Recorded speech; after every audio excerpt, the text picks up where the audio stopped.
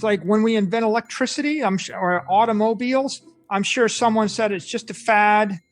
What communication networks, newfangled devices.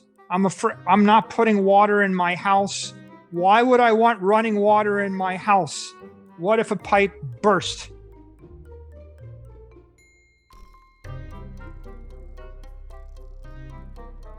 New ideas.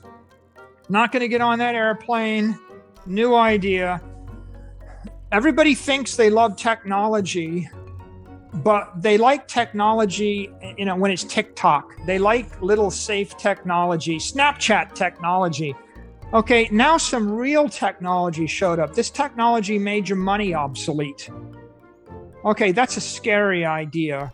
You get one chance in your life to embrace a big technology. The technology is a digital monetary network, which is open to the entire universe, which is 1,000,000 times better than the thing that it's replacing.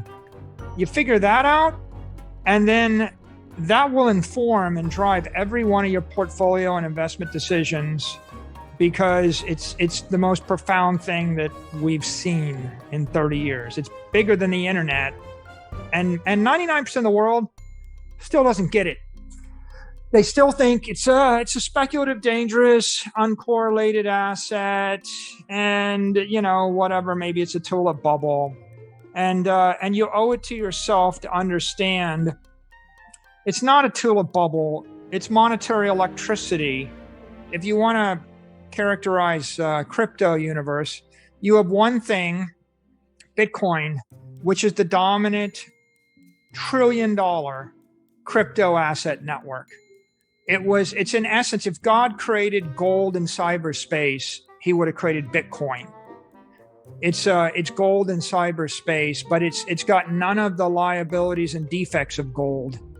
It's an encrypted block of sunlight. You can move it at the speed of light. You can program it with 1,000,000 transactions a second. You can use it as the base layer for the 21st century economy.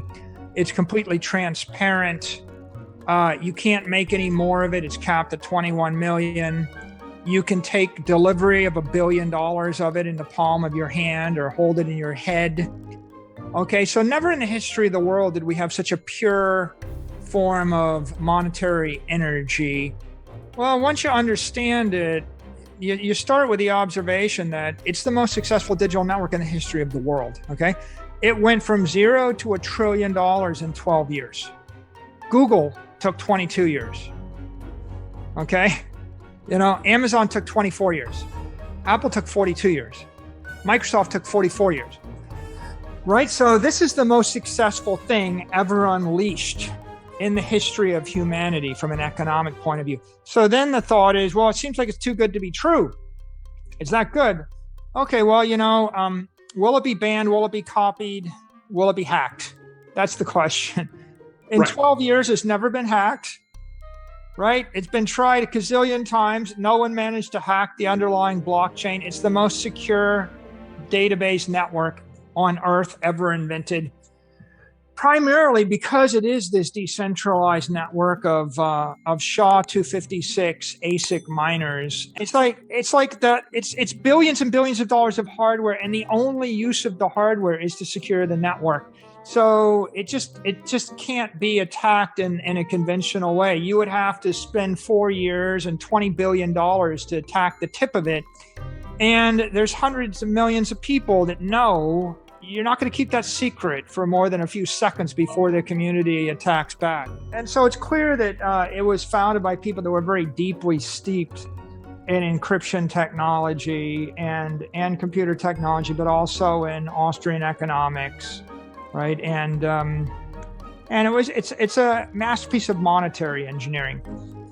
It's not the first try. People tried many, many times before, and certainly they tried to clone it thousands of times afterwards. It's simply the most successful crypto asset network in the history of the world, and it filled a niche. The niche is as a store of monetary energy, a store of value to replace gold. So, I think we just got to come back to this issue of, will it be cloned? Will it be hacked? Will it be banned? It's not going to be hacked. It hasn't been hacked. Will it be cloned? People cloned it thousands of times and they all failed, because once $1 trillion worth of money decides that it's going to put all of its money in this bank in cyberspace, they don't need the number two. It's like there's a Facebook, there's a Google, there's an Apple. It's a path dependent thing. Everybody's decided $1 trillion of money and 100 million plus people. They've decided that Bitcoin is the bank in cyberspace. Once you've adopted that one protocol, then it has $1 trillion worth of energy behind it. Like, what if we decided we wanted everybody to love, Buffy instead of Coke? Well, Coca-Cola is the world's biggest brand. Warren Buffett understands it. Buffa-Cola is not. And that's because if I destroy everything that Coca-Cola has done for 100 years, if I get rid of all the money, all the trucks, all the signs, all the inventory, everything, you still got to murder 5 billion people because they have in their head the idea that Coca-Cola means carbonated beverage I can drink safely, right? It's what's in the head. It's the brand.